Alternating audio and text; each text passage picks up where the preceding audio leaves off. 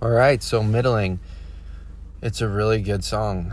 It's a song about being in the middle of your life, but not so much just in the middle of your life time-wise, but more so imagine time as a river or a stream, and you're surrounded by life on all sides. When you look out at the horizon, all you see is life. And it sort of feels entrapping and exhausting. So instead of just being middle-aged, you're sort of saying, I'm stuck in the middle of life.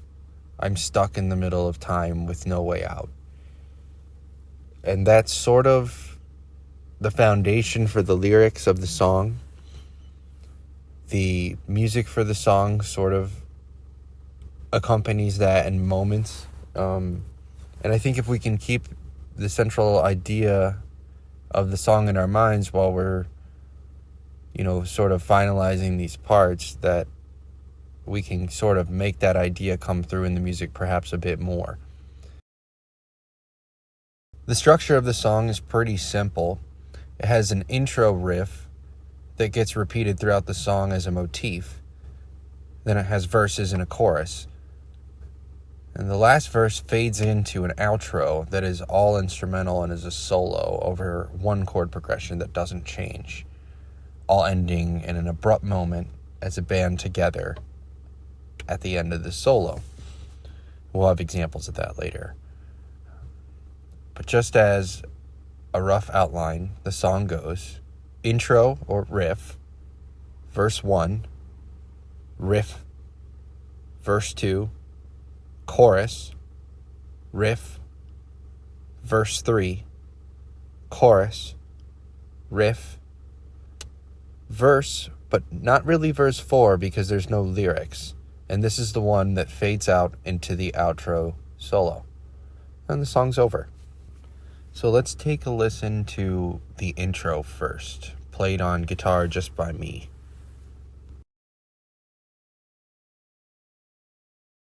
Intro.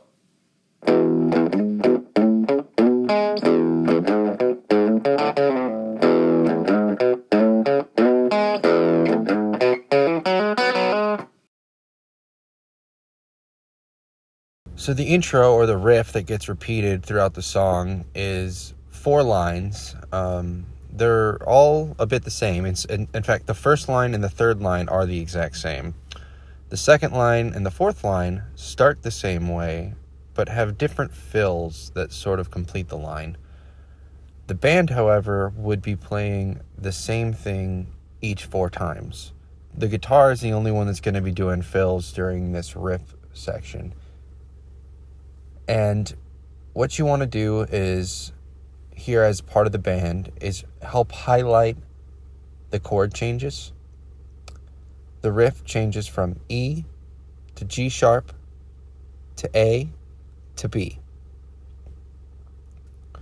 And on the third and first lines, it's going to just repeat this.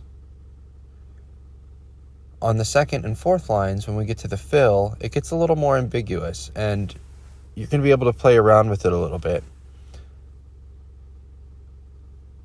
I will say that the fill on the second line is centered more around the sound of an A, but I think just the regular climb up from A to B is going to work really nicely. On the fourth line, the fill, it's centered sort of around a jazzier run that starts at the C sharp.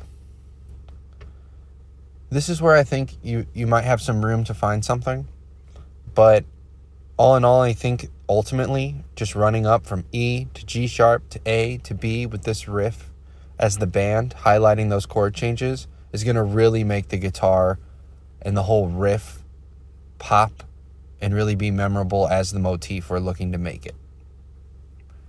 Here's that riff one more time in the context of the whole band and a recording we have.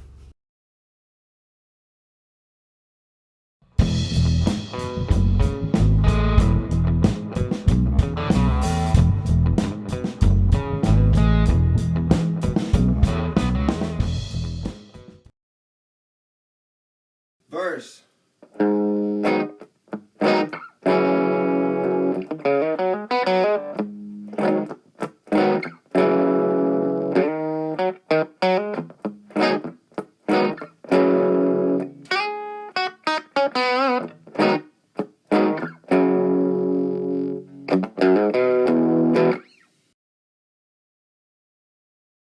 So the verse is 2 chords shuffled back and forth, G sharp minor 7, F sharp minor 7, and the lyrics go in the space between the second and first chord. It's 4 lines. Sometimes there's some little bass fills that would go with the lyrics. In our early versions of this song, we always had done guitar fills, but I don't think that's going to work well with the lyrics. I think what we want to do here is really try to pick up the vibe of it being soulful, a little bit funky. Not too funky, more soulful, more chill, soulful. And really keeping it spaced out. We don't want it to sound too muddied up again. We want there to be space for the lyrics. We want them to feel like they're hanging in the balance. And we want to keep it nice and steady and roll right back into that intro riff. And coming into that intro riff from the first verse, there's going to be a little guitar fill. And that guitar fill could be at the end of each verse, but it really only works when you're going back into the intro riff. So at the end of other verses, there will be not so much fills, but the lyrics will bridge us into the chorus. In this one, the lyrics sort of fit with this guitar fill, and I will show you the fill next when I play the verse for you here on guitar.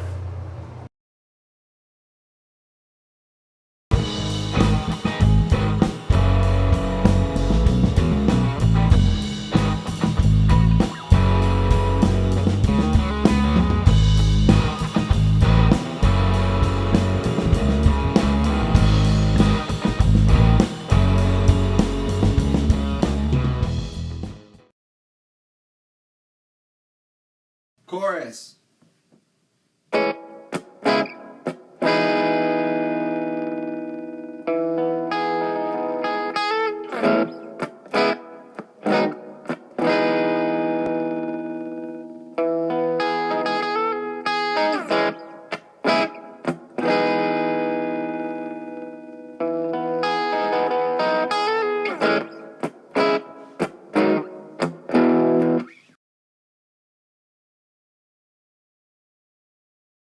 The chorus for this song is probably my favorite chorus we've ever written. It gets a little spacier. I like to kick on the delay. And it's really about just holding the chords, letting that chord progression of the chorus shine. And Joey has a little bass line that adds a little bit of melody to it that we've grown to accentuate. So the chorus is a little bit tricky, and there's really one reason for that, and that's because every other line, there's 4 lines, so the second and fourth line add a chord. So the first line, the beats sort of sound like this. Bup, bup, ba. And the second line, there's an extra bup in there, so it sounds like this. Bup, bup, bup, ba. And the space under that final held chord is about the same each time. You'll know it's coming to an end because of the feel of it and because of Joey's bass line. I could try to count it out, but honestly, I'll probably just mess it up. It's kind of better to just get the feel down of it. What it is it's an A sharp, no, sorry, not A sharp. It is an A natural major 7 chord that starts the chorus. Then it goes up to a C sharp minor 7 and then an E major 7. So that's the bup, bup, ba. The chord that gets added is after the C sharp minor 7. and it's a G sharp minor 7. So that one's the bup, bup, bup, ba. And that would be A major 7 to C sharp minor 7 to G sharp minor 7 to E major 7. So it's just that G sharp minor 7 that gets added. The third line is the same as the first line, much like how the riff works. So we're back to no G sharp minor 7 in the third line. The fourth line gets cut short. So we still add the G sharp minor 7, but we're going to lose the E major 7 entirely. And instead of going to that E major 7, we're going to go right into the riff, which starts at E as well, but it's a E major natural. Really, it's a fifth power chord. So that would sound like bup, bup, bup, right into that riff. So once you get the feel of where the space goes in the chorus and how the lyrics sort of interact, you're going to get it really, really quick because the lyrics go over those chord changes. And Mikey plays a little beat in the space between the chord changes. So you never really have to wonder, when are we coming back? Is it but, or is it but?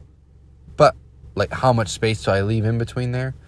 Mikey's going to do snare hits to sort of even that space out. And it kind of sounds like he's setting up a little beat for the whole band to knock down each time. And it's really cool. So coming out of that chorus, we're going to go right back into the riff.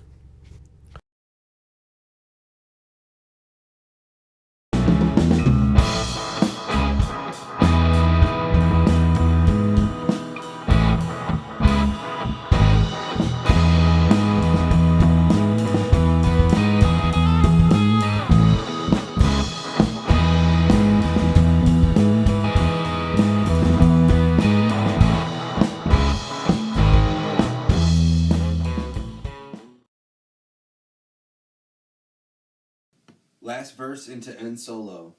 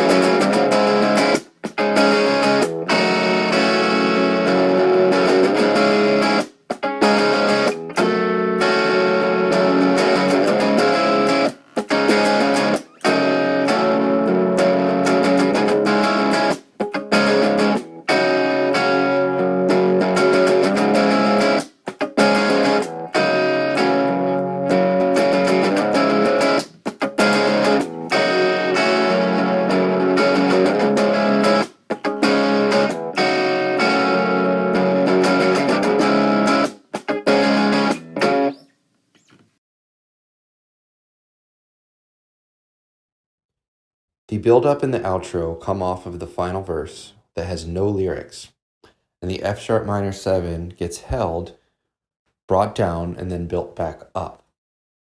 The idea is to bring the music and the tempo and the sound and everything down slowly, and then slowly bring it back up and louder and crescendo to bring the listener back into the outro solo, which has a completely new chord progression that is not in the rest of the song.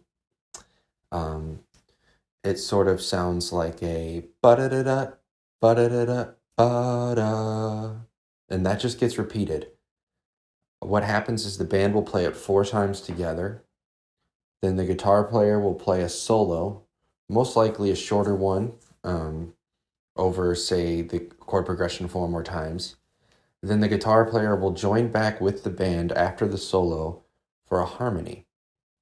And instead of the last line there being ba-da, there's no ring out on the last line. It has a very abrupt ending. So it sounds somewhat like this. Ba-da-da-da, ba-da-da-da-da. And it ends on that F sharp minor 7 chord. How I like to do it with the harmony is to end it on just a C sharp, G sharp, um, sort of fifth. I think it works really nice with the rest of the band.